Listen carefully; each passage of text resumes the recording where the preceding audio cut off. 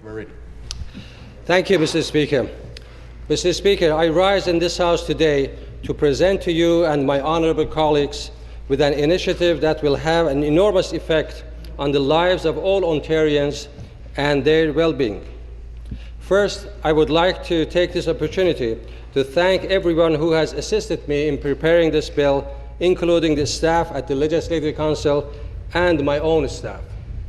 I would also like to acknowledge the late Dr. Delmar McCormick-Smythe, the founder of the Radiation Safety Institute of Canada, who brought the first and the only personal alpha dosimeter to Canada to monitor the Elliott Lake uranium workers for exposure to radon. And Dr. Fergal Nolan, President and the CEO of the Radiation Safety Institute of Canada, who over the past 30 years has been tirelessly advocating across Canada for the workers' safety in uranium and non-uranium mines and other workplaces, as well as the public safety in homes and schools as they relate to radon exposure.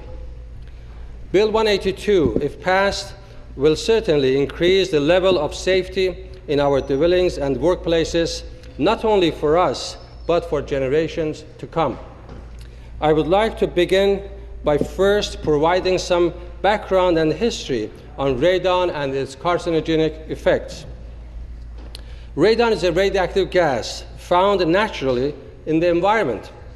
It is produced by the decay of uranium found in soil, rock, and water. When radon escapes from the bedrock into the outdoor air, it is so diluted that it poses a negligible threat to health. When radon gas is released into a building, it can accumulate to high levels in enclosed or poorly ventilated spaces.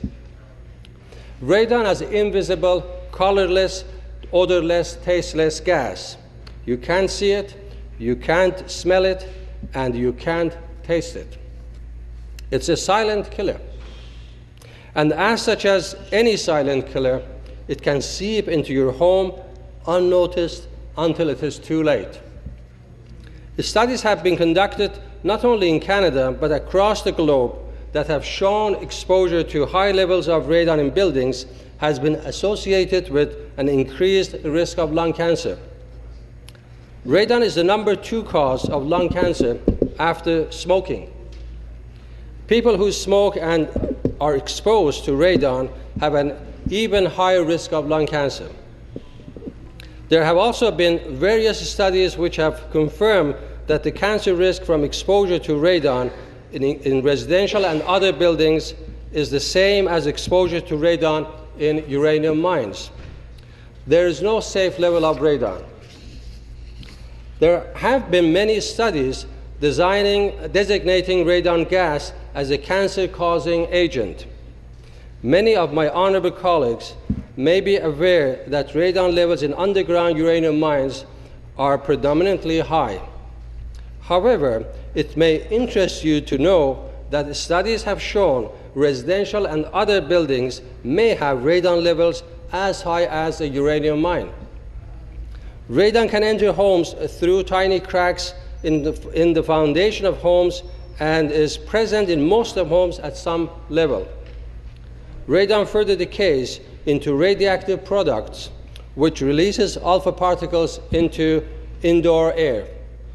Upon inhalation, alpha particles with sufficient energy enter into the lung and have the potential to damage the DNA molecule in lung tissues. In other words, inhalation of radon increases your chance of developing lung cancer, much similar to smoking cigarettes. Current estimates suggest that radon in homes is responsible for approximately 10% of all lung cancer deaths in Canada, making radon the second leading cause of lung cancer after tobacco smoking. As miners dig the uranium-bearing ore, they inevitably release large quantities of radioactive radon gas into the mine atmosphere. As uranium present in almost every rock, non-uranium underground workers are also exposed to radon gas. Epidemiological studies of uranium miners and other underground miners have consistently shown miners exposed to high levels of radon are at increased risk of lung cancer. These data, which are supported by animal and cellular studies, have resulted in the designation of radon as a known cause of cancer in humans by the International Agency for Research on Cancer. A combined analysis of 11 cohorts of over 60,000 underground miners conducted by Lubin et al. And updated by the US National Research Council provides a comprehensive assessment of lung cancer risk associated with radon. There have been more than 220 documented deaths and up to 400 estimated lung cancer deaths at Elliott Lake uranium mines here in Ontario. It should be noted that Elliott Lake uranium mines were closed down about 20 years ago. In 1974, the Ontario Royal Commission on the Health and Safety of Workers in Mines pointed out that the Elliott Lake uranium miners had already experienced twice as many lung cancers than expected. Instances such as the ones at Elliott Lake uranium mines and others around the country have had enormous financial and human costs. It is important to note that Ontario had one of the worst radon-related workplaces disasters in the world. Canada, through its high-grade uranium mines of Saskatchewan, is the world's largest producer and exporter of uranium.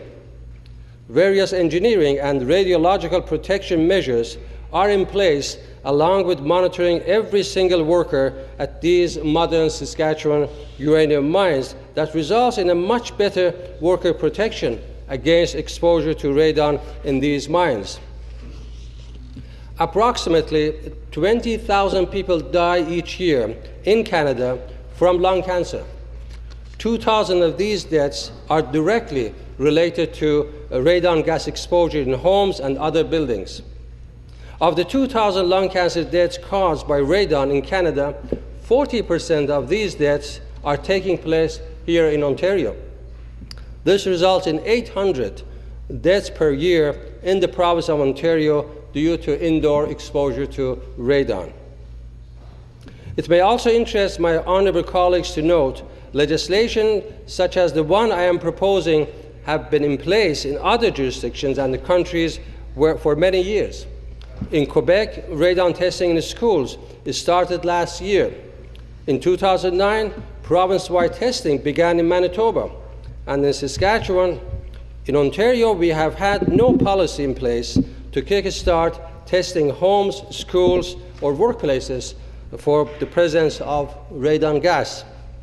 Legislation in place in the United Kingdom has resulted in the creation of a comprehensive radon map for England, Wales, Northern Ireland, and Scotland. These maps have allowed the public and the workers to identify radon-prone areas and test the buildings for radon in order to take actions to reduce radon levels in buildings if needed.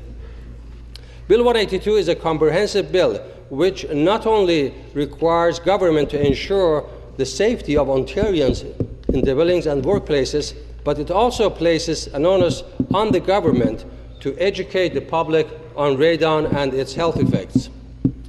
Given the high number of deaths from lung cancer, which are a direct result of radon, the public must be aware of the health implications of exposure to radon and the steps they can take in order to reduce the levels of radon in buildings.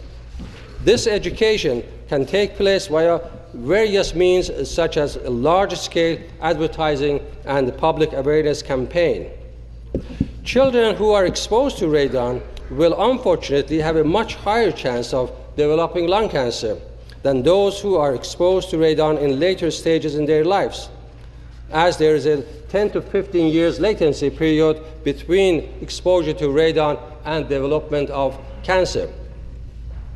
With this knowledge in hand, we must ensure that all public schools in Ontario are safe and our children are radon-free.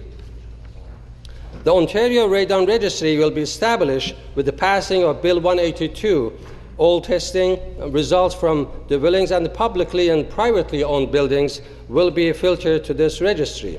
The registry will begin to create a mapping of the levels of radon across province, similar to maps created in the United Kingdom and elsewhere.